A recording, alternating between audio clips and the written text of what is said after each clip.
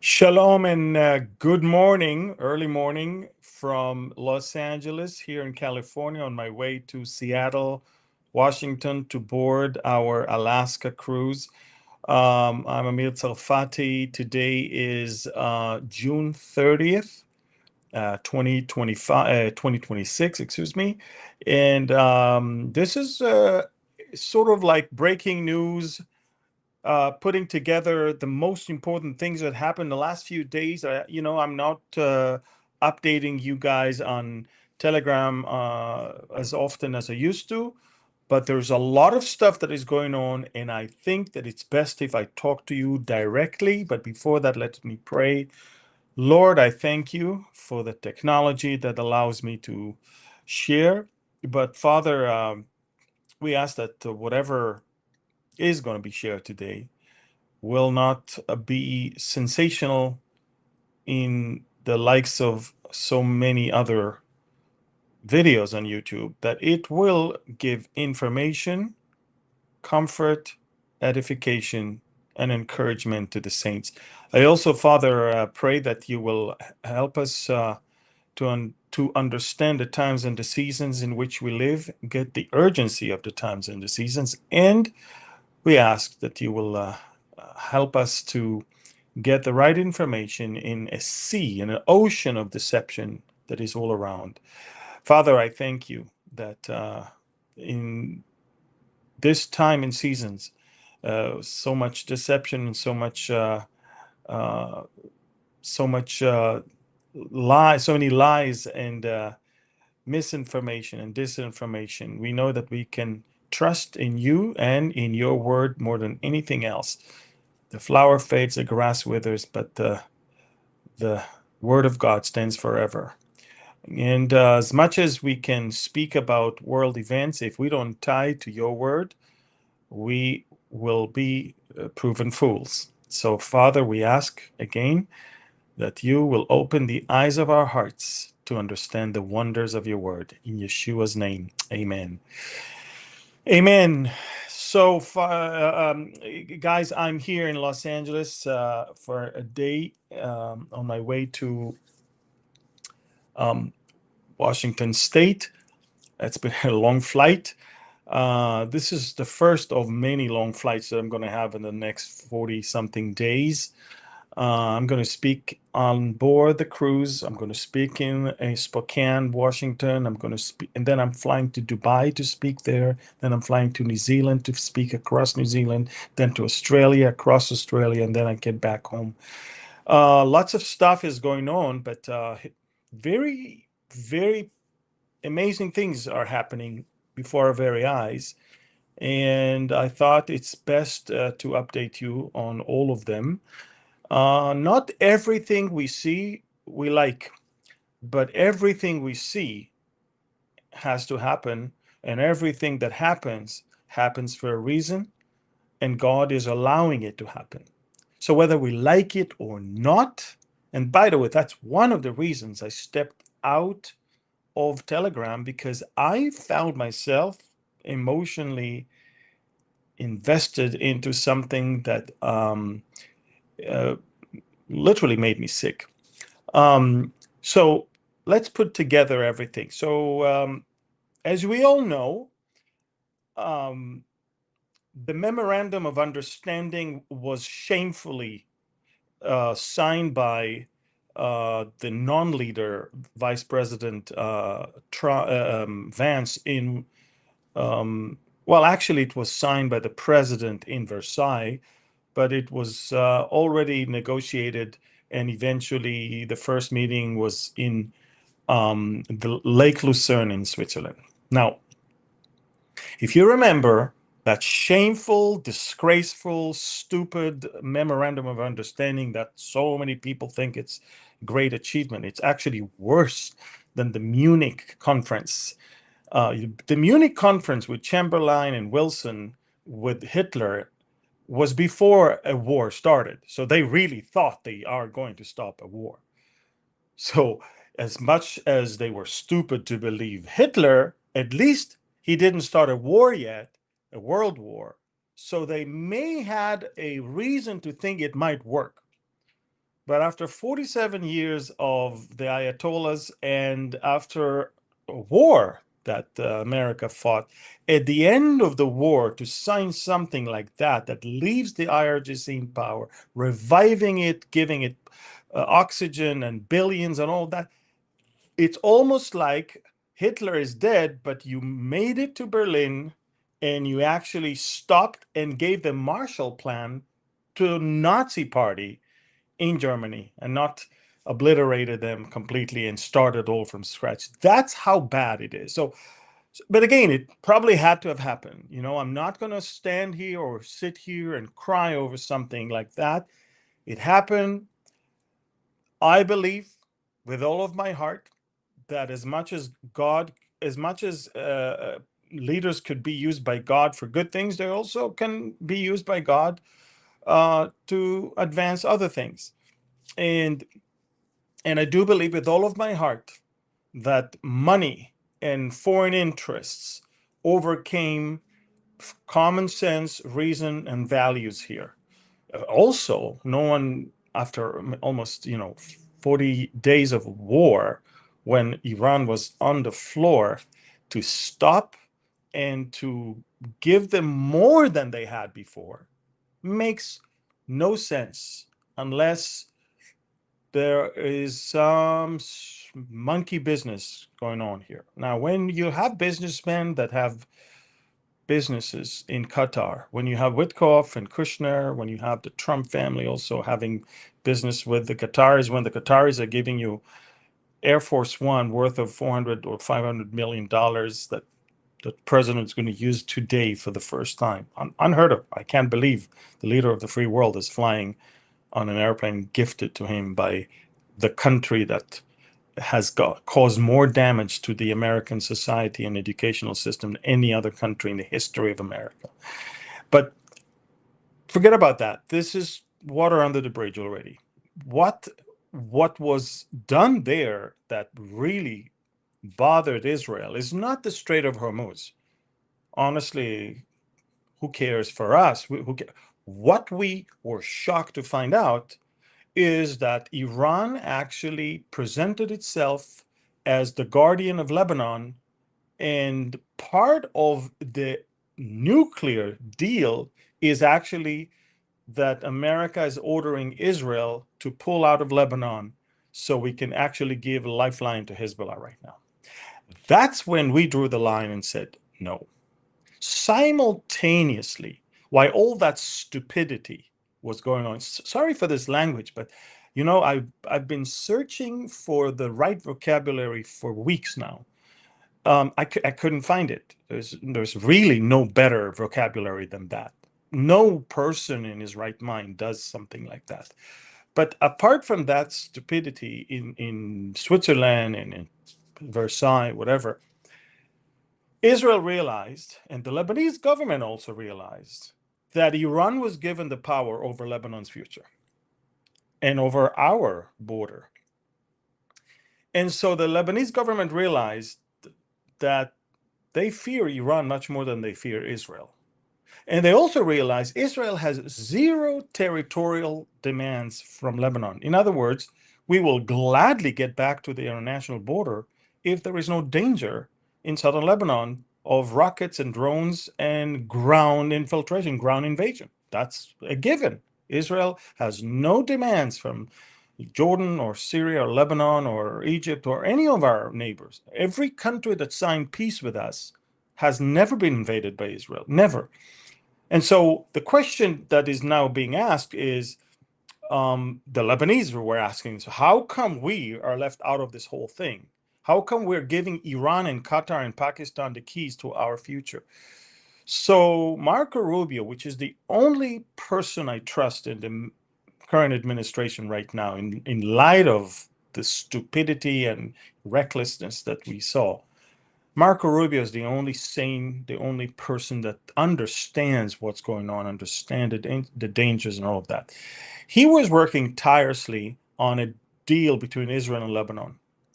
And the deal is, and listen to this, and this is very important that you understand, the deal is that the Lebanese government, and not Iran, is responsible for southern Lebanon, as well as Beirut, as well as northern Lebanon, as well as east. Lebanese future and Lebanese sovereignty is in the hands of the elected Lebanese government. And Hezbollah is the problem. Not only I say that, the Lebanese are saying that. Their government is saying that. The Sunnis, the Druze, the Christians, all of them are pointing, and even many of the Shia Muslims understand Hezbollah is now a problem. 200,000 people from southern Lebanon were evacuated from southern Lebanon up north because of Hezbollah. Hezbollah used their villages to build infrastructures under the ground. One of them is Majda Zone. Majda Zone, let me show you. We talked about it before, but you probably didn't pay attention to what Israel demolished yesterday. Enormous, monstrous underground facility, 45 meters under the ground. It's like more than 120 feet under the ground, with tons of rooms and shafts with rocket launchers and drones and drone launchers and command centers and name it, they had it there. Iran invested billions in building all of that. And what I'm trying to say is that let me show you what we destroyed so you understand. A whole village was split into half because of the demolition, because of Hezbollah using civilian population in villages and towns as military bases. Take a look at this one. So, as we all know, and we showed it to you before, this is the area, and that's how close it is to the border with Israel. Majda Zone. Look at the village. Under the center of the village, look, we found drones, parts of drones. They assemble together. See the body and the wings and all of that. Tons of explosive, rockets, launchers, and all of that. Look at it. All of this in well-fortified tunnels under the houses of the village. All of that just to show you that we had to destroy it. And lo and behold, we did destroy it. Take a look at what we did yesterday. We destroyed that big thing. Look at it. It's almost like an earthquake. It was such a blast that they say that there's a crater that was created in the heart of the village. And I don't know if you can see it. Here it is. Look at this. Look at the explosion of that enormous, monstrous tunnel in the heart of that village. Now, you understand, this is just one. There's plenty of them. We're right now sitting further away from there on another huge facility where we know there's dozens of Hezbollah and Iranian officers trapped under the ground. We're right there. We're sitting right there. And it's even bigger than this. We know there's another one that we showed you last time called Imad 4. It's a missile city under the ground. We showed you a few weeks ago in the Beaufort fortress under the ground, another enormous one. Hezbollah prepared for a ground invasion as well as assault from the air and also from the sea, by the way. And all of that investment of the IRGC, few kilometers away from our border. Israel right now is basically cleaning up wherever we are in the yellow area, but we actually need to clean more. And so the Lebanese government realized we have to sign something with the Israelis or else Iran is going to call the shots and there'll never be peace. There'll never be end to this war because they know Israel is very, very, very determined to end Hezbollah. And whoever pays the price for it is not only the residents of northern Israel, which, by the way, are now back to normal, thanks to the presence of the IDF in Lebanon, But it's the South Lebanon villagers. We're talking about 200,000 people that will not be allowed to come back. In many of those villages, there's nothing to come back to. But even those houses are still standing in area where we are. They will never be able to recover. And the point is this: if Lebanon as a country ever wants peace along its southern part of this country, and no Israeli attacks in Beirut or in eastern part in the Bekaa Valley, they know that Hezbollah has to be destroyed. Now, they also know that they are too weak to destroy Hezbollah.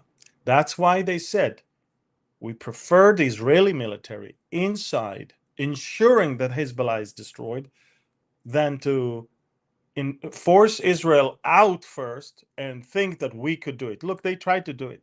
We already got in and got out under Biden in 2004, if you remember, and 24, if you remember. And we just stayed in 5 different key points, but that's it. We pulled out. We were there already, and we pulled out. And Hezbollah immediately recovered, because whenever you're out, they are in.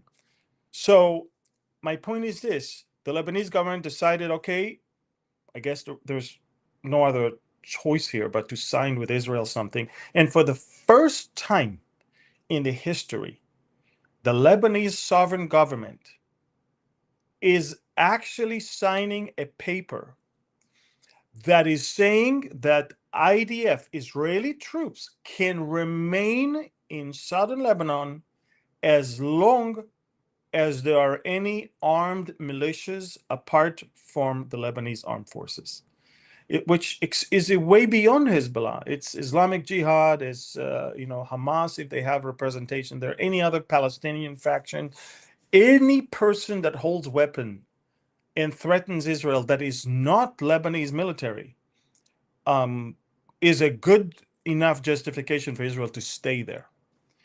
And everybody understands that. And so the Lebanese government signed that. And that is a huge blow to Iran. And that's why Iran is now humiliating the United States president. They are not showing up to this talks in Switzerland. So the president just tweeted yesterday, Iran requested that we should meet in Doha, Qatar. No, Iran did not request that. You wanted that. The Iranians said, we're not going to meet with the Americans at all. And why? Because America is not, look how stupid that MOU was. Iran is now saying, one of the key things on the MOU that Israel has to pull out of Lebanon is not being implemented. Therefore, we're not even moving forward. So you understand that by allowing the Lebanese portfolio to be even an issue in the Memorandum of Understanding, America basically gave the power to any Hezbollah terrorist to close the Strait of Hormuz. Because anything that will be done to Israel that will cause Israeli retaliation can actually cause an Iranian reaction now that will close the Strait of Hormuz. And the Strait of Hormuz is now the biggest weapon in the hands of the Iranians, bigger than any nuclear weapon. Okay? And so this is the difference between the MOU, 14 points in the stupid MOU, and 14 points in the agreement between Israel and Lebanon, brokered by the United States Secretary of State Marco Rubio. And if you read carefully all and I have all of them, but I already posted them on Telegram, and you can find them. Basically, Israel will never pull out of southern Lebanon, because it's the way the 14 points are detailed are that we cannot move forward with any pulling out before Hezbollah is dismantled and before any others are dismantled. So as long as the Hezbollah is not disarming, Israel is still there. It's exactly what we're doing in Gaza. In Gaza, and you can clearly see the map in Gaza, so you understand. This is the map in Gaza. And in Gaza, look at what we found, by the way. We just destroyed 16 kilometers, 10 miles long system of tunnels on the Egyptian border. These are psychopaths. You have to understand, psychopaths. They use billions to build, and all of that is under mosques and schools, UNRWA clinics, and hospitals, all of those tunnels. And we are talking about tunnels with tons of rooms and control rooms and quarters, residential quarters for the terrorists to stay there for the longest time. And the way Israel had to deal with it, by the way, this is where a body of an Israeli soldier was kept for 10 years, in that tunnel. Now, the thing is this. Look at this, all of that. The thing is this, Israel, in order to dismantle this tunnel, had to pour 30,000 cubic meters of concrete. They show that Gaza children are swimming in concrete. Of course, when you put concrete in tunnels, and that's the concrete that we poured in, you can see, we poured, look at this. They'll never be able to restore this tunnel right now. But when you have to pour so much concrete, it comes out from every shaft that exists in houses in the surrounding area, and then it goes out to the street. By the way, that's a way to know where the shafts are. Okay, so basically, all I'm trying to say here is that the same goes with Gaza and Lebanon when it comes to Israel will stay until those terrorist organizations are dismantled. Now, the whole board of peace in Gaza was supposed to bring about the dismantling of Hamas, and Hamas wouldn't dismantle. Hamas says, no, we're not going to give up our weapon. So Israel every day, every single day, is making the territory that is left in the hands of Hamas smaller and smaller.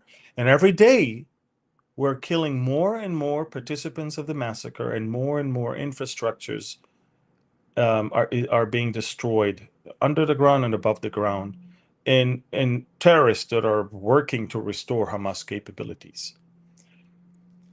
Now, it's very interesting because in order to kick terrorists on our border, we took over parts of Mount Hermon and in the Golan Heights area in Syria, took parts of southern Lebanon. We took obviously almost 70% of Gaza. So Turkey is now saying the Zionist expansion is actually threatening us, Turkey. Erdogan, his economy is really on the verge of collapse. He's expecting the U.S. president soon, who I'm not sure what's going on with the president of the United States and Erdogan, but there's something so unhealthy in the way Trump is viewing Erdogan, Qatari Amir, the Pakistanis, the Syrian president, and the Saudis. He is viewing these bloodthirsty dictators as, I don't know, as the best people ever. Now, the president said something very interesting in a press conference in the Oval Office when he was asked by a Turkish journalist about his upcoming visit to Turkey. Take a look at what the president of the United States said.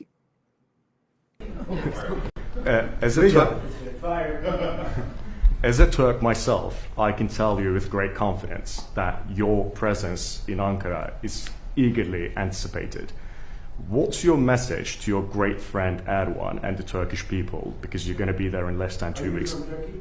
Yeah, I'm a Turk myself. Well, And I like him. He's a friend of mine, and he stayed out of the war. You know, he was a prime candidate to go into the war with Iran, maybe on the Iran side, because he's not a big fan of Israel, as you know.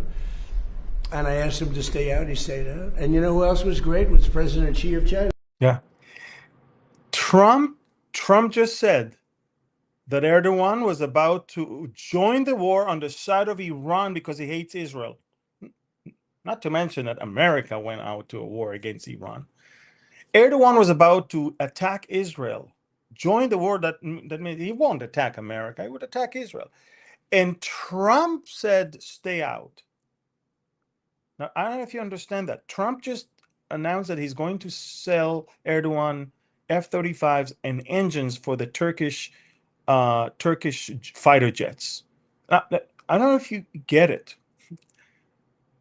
But President Trump I don't think he realized that he said that. He basically said that the hatred of Erdogan to Israel nearly caused Erdogan to join the war on the side of Iran, and he told him not to.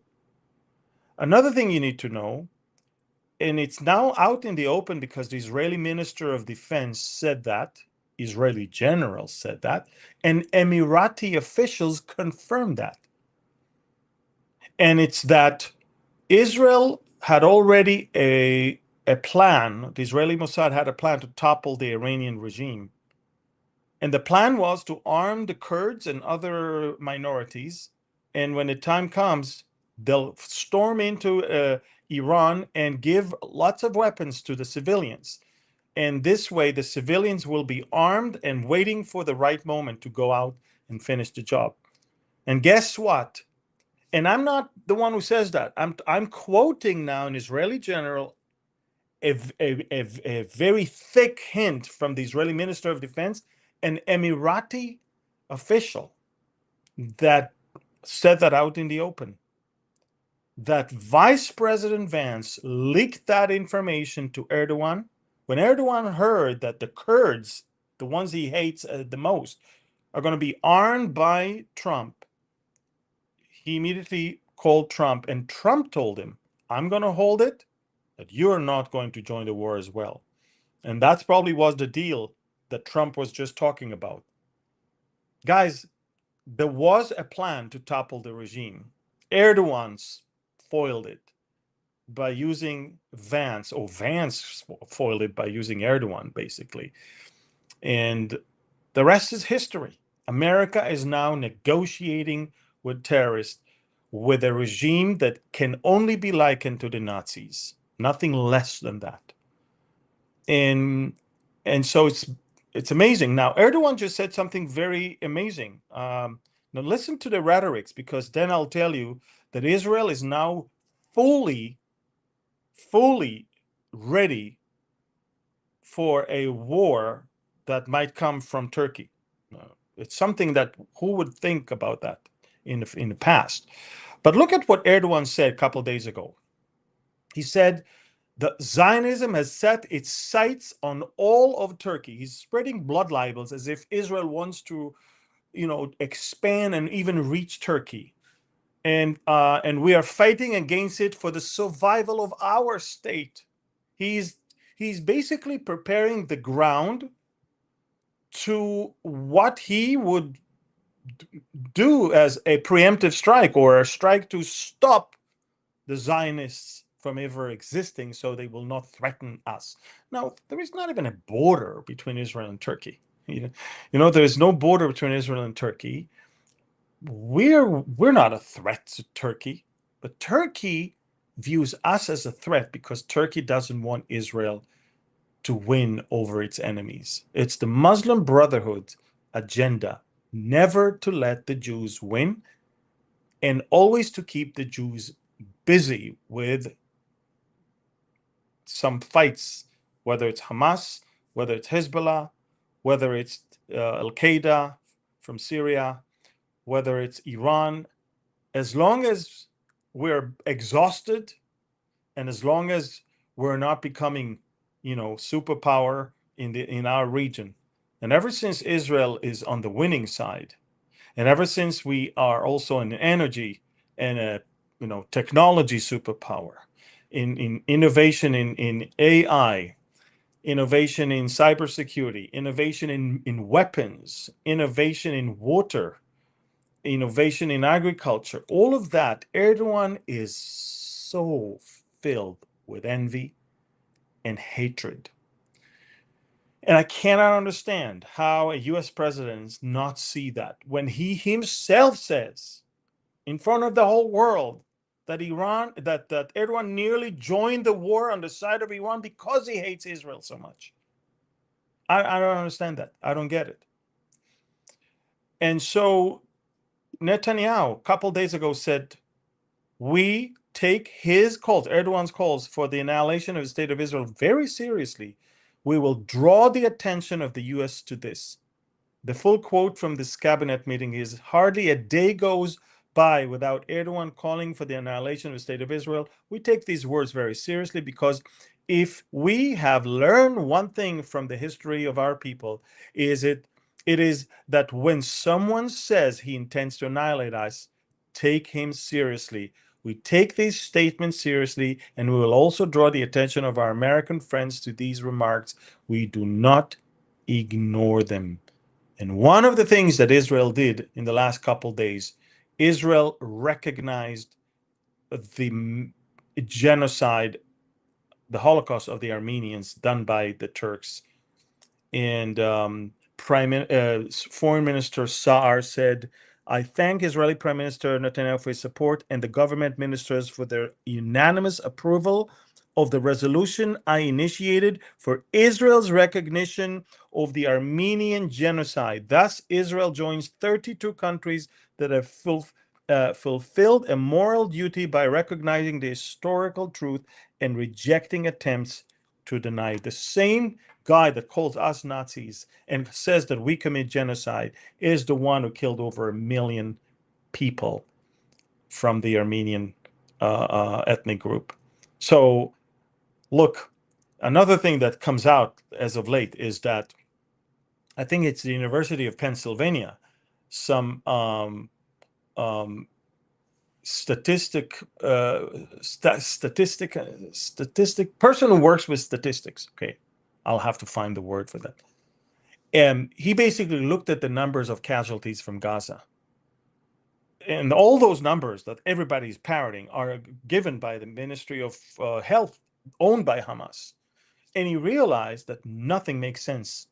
Nothing makes sense. All the people that Hamas is reporting is always, including women and children, as if the war is still going on, as if they're still part of that equation, when we know that in all of those cases it was military people, it was military age males. And we also received information that Hamas informed the authorities to report every death as a casualty of war, not anything else. So all the old people in Gaza, all the people with some diseases, and all of them died from the war, basically. So the numbers in Gaza that were actually war casualties, that are what I call collateral damage, not combatants, I'm talking about non-combatants, is actually the lowest in any battle in urban area in history, in modern history warfare. Unbelievable. And also now everybody can see that all the photos of starvation were actually genetic diseases of children. And miraculously, the fact that that child suffers from a genetic disease was not mentioned. And his healthy brother stands right next to him, and he's not thin and looks like a skeleton. All of that was fabricated. There's no genocide and there's no starvation. But the thing is this, the truth comes out, but yet there are world leaders that they have an agenda, regardless of what the real deal is. And Erdogan is one of them. His agenda is that Israel will not exist. And we know that in the Bible, because the next war is a war where the IRGC and Erdogan will join Russia together with Libya and Sudan to come against Israel in order to annihilate Israel. Everyone with his own thing, his own reason. Who would imagine, and we will actually hear from a Turkish president words talking about the annihilation of the state of Israel? Well, the Bible talked about that. The Bible talked about the fact that they will come. Why will they come against us? We have no business with the Turks, but the Turks have business with us. Our success, our strength, our security is a problem for their ideology. Muslim Brotherhood hold the ideology that they are superior and they must control any part of the world that used to once be controlled by Muslims. That's why Erdogan says we need to liberate Jerusalem. What does it mean, liberate? Is literally going in and with ground troops and invade, liberate Jerusalem from who? Jerusalem is the capital of Israel. What would you liberate Jerusalem from? From us. Destroy us, kill us. So we're watching something very interesting going on.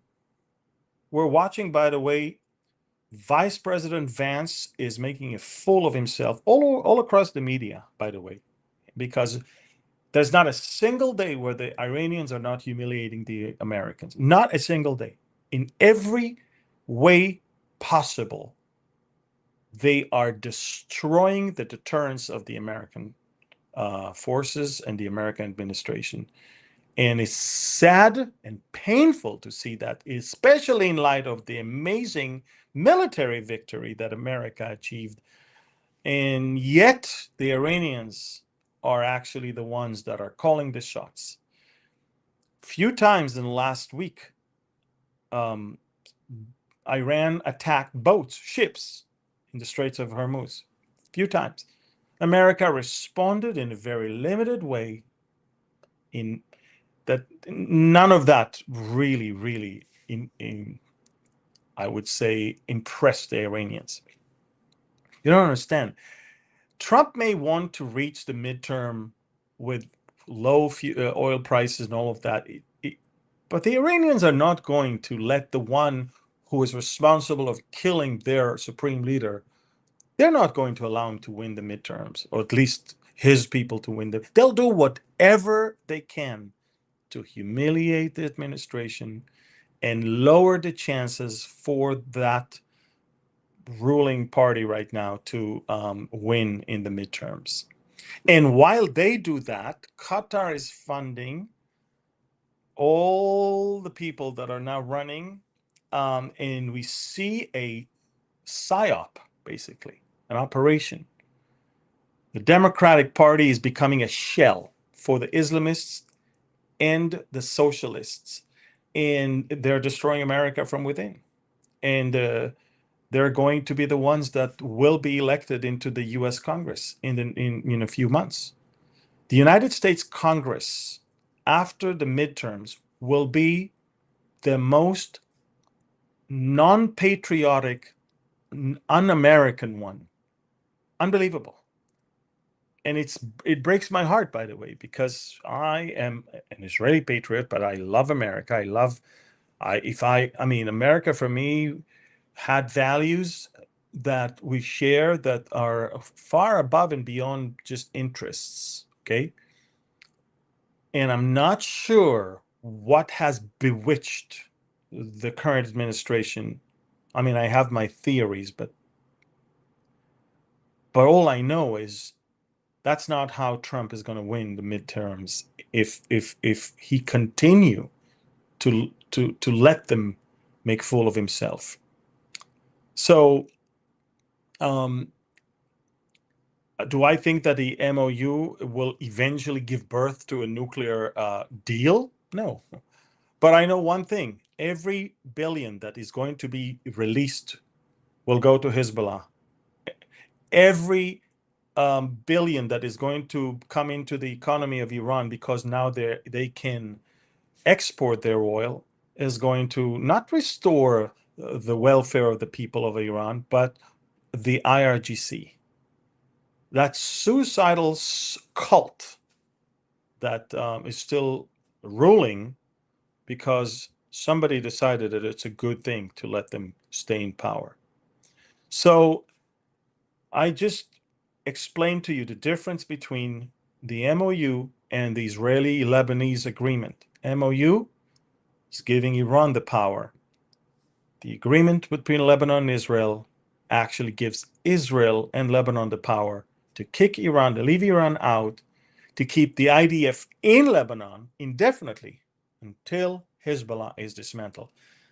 Now, America is the one that put the parties together in Washington. America is signed on it. So America cannot demand Israeli withdrawal of troops from Lebanon, with America actually signed a deal that keeps us inside. So now you have to explain that to the Iranians, that the IDF is not going to pull out of southern Lebanon. The Iranians are going to say, yep, in that case, we're not moving ahead. We're not moving ahead. We're going to give you problems with the Strait of Hormuz, which is their power. The Iranians already said the Strait of Hormuz is not going to be the same. Now, can you imagine a country that decides that an international waterway is now subjected to its control? Can you imagine the Strait of Gibraltar is now seized by Morocco, and they say nobody goes through between the Mediterranean and the Atlantic Ocean? Can you imagine the Bab el-Mandab? The Houthis says nobody passes through unless you pay us. Any strait of any waterways around the world will now be controlled by terrorists, and they know it pays off. America cannot agree to that, and the Iranians are already said that's what's going to happen. So, and the MOU is a stupid agreement crafted by stupid people with a stupid outcome, whereas the agreement with the Lebanese government is smart one, done by two elected governments that respect each other in a sense, and that understand also that Israel is not the problem, but Hezbollah is the problem, and Iran, the sponsor of Hezbollah, is the problem. That's it. You need to call it by name. You need to always understand that if you try to hide things, try to appease your enemy, it will always come back and bite you. Don't ever do that. So this is where we are now. A step closer to the Ezekiel war. Iran is emboldened and strong. Turkey is positioning itself as next to come against us. American administration that is destroying itself, which is so sad to see. And Israel is drawing the line and says, that's our red line. And by the way, Israel said yesterday, if Iran is going to attack us, we will not even ask America. We're not going to ask anyone. We will forcefully strike back, even if we had to do it alone. And we will have to do it alone. We're already working on all of our defense systems because we know that it's going to come, and maybe even America will not help us in intercepting any of the Iranian missiles. We know it's going to come. We understand we're going to have to stand alone here. And we understand that America wants business as usual, where you cannot have business as usual with a terrorist organization like the IRGC. So this is the update. I gave you a lot of information. Please, if you can, share it. And of course, I want to remind you this one, of course.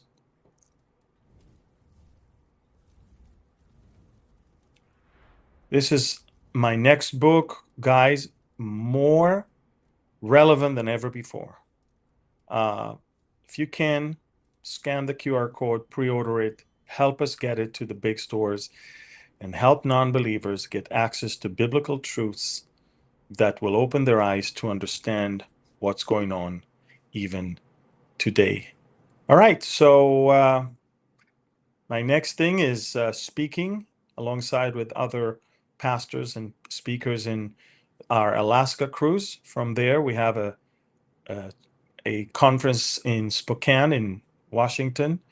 We also have a conference in Dubai, and we have conferences across New Zealand and Australia. All of that is on our website, beholdisrael.org, which is, by the way, the place where you can support this ministry. Don't be tempted by any messages online from some imposters. Beholdisrael.org is the only way to give, support, and help us do what we do. We have more than one way to give. And so if you feel like led to do that, please do that. Thank you again. Share this video with as many as you can. God bless you, and shalom.